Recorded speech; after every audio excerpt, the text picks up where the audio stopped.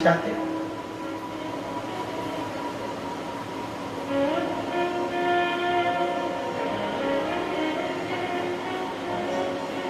कृपा करना बाबा, दया करना। आपकी शरणागति में आपकी ये बेटी जानकी, ऐसी कृपा करना।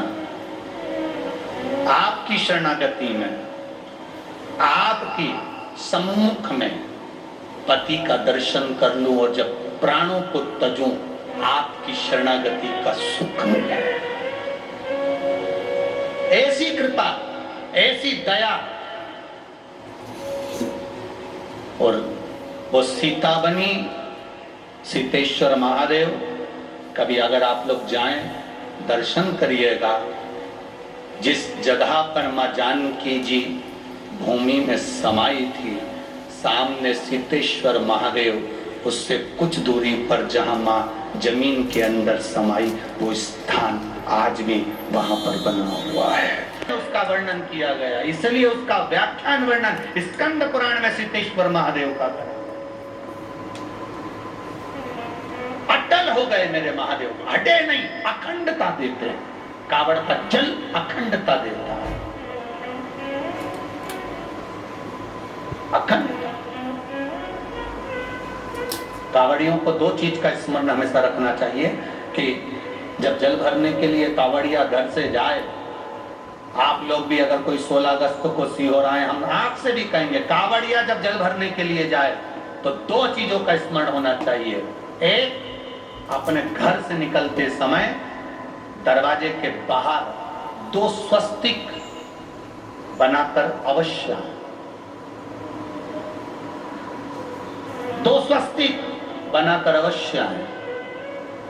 कावड़ियों का नियम होना चाहिए, घर से जब निकले 2 स्वस्तिक दरवाजे पर बनाकर आना चाहिए।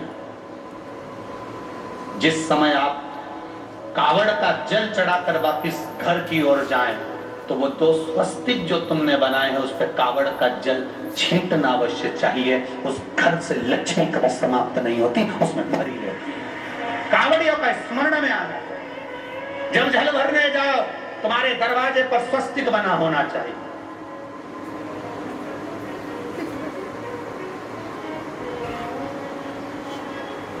तुम्हारे दरवाजे पर 2 स्वस्तिक का स्मरण होना चाहिए। मेरा शिव, मेरे गोरा, मेरा गणेश, मेरी रिद्धि, मेरी सिद्धि, मेरे देव, नारायण, लक्ष्मी, राम, सीता, मेरे कृष्ण, मेरी राधा, सब वहीं पर विराजमान है, सर्वस्व में।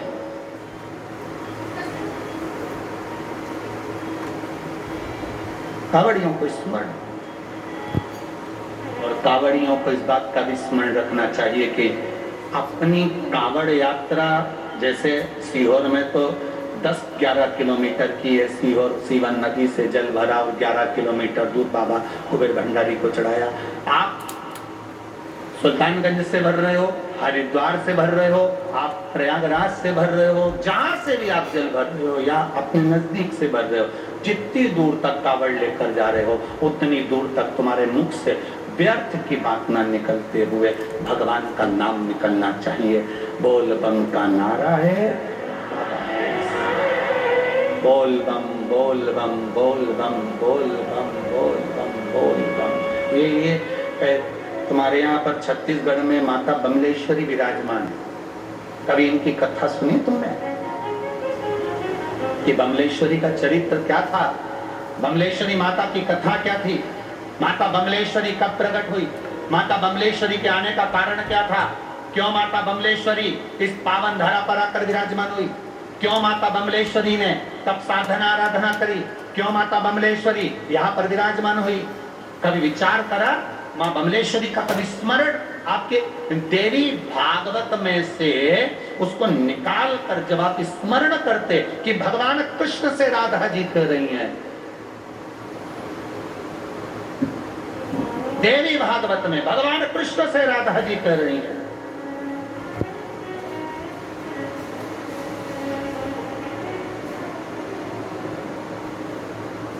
कि वो स्थान राधा जी भगवान कृष्ण से कह रही हैं कि वो स्थान देवी भागवत, वो स्थान जहां पर पहुंचने के बाद जीव दर्शन कर कर जिस भूमि पर मात्र चरण जीव के पड़ जाएं, ऐसी कोई पवित्र भूमि जहां पर केवल पांव रखा है और जीव के मनवांचित फल की प्राप्ति हो जाए, मतलब बोला और काम हुआ, वो स्थान कोई हो सकता है? भगवान कृष्ण ने राधा जी से कहा, राधा तुम उस स्थान को क्यों ढूंढना चाहती हो, कारण क्या है? राधा जी कहती है उस स्थान पर बस मतलब बोला और काम हुआ, वो स्थान मुझे चाहिए। तो कहा, सुनो राधा, देवी भागवत, हे राधा, वो भूमि केवल एक है। जब जिस समय पर महिषासुर का मर्दन कर कर मां पार्वती, मां जगत जननी, मां दुर्गा, क्योंकि महिषासुर ने मां पार्वती जी के हाथ को पकड़कर खींचना चाहा था और पार्वती जी को अपना बनाना चाहा था, तब मां क्रोध में आकर महिषासुर का मर्दन कर दी थी। और मर्दन करने के बाद मां बाबा भोलेनाथ जी के आराधना में लीन होकर बैठ गई थी। हजारों वर्ष तक तप साधना करी। वो स्थान बमलेश्वरी का स्थान है, जहां बैठकर तप साधना है। वहां बमलेश्वरी का मतलब बस मुख से निकला बम शब्द, अब जो निकला मुख से वहां चरण रखते ही फल की प्राप्ति हो जाए, वो बमलेश्वरी। देवी भागवत का स्मरण करिए।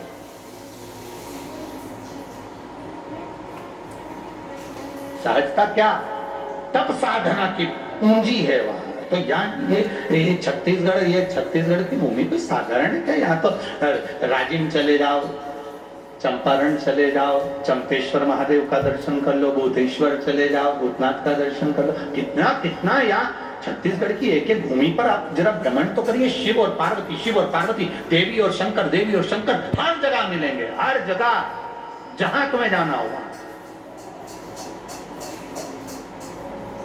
जिस भूमि पर जाओगे छत्तीसगढ़ की, वहां पर ऋषि मिल जाए और वहां देवी मिल जाएगी, शिव तत्व।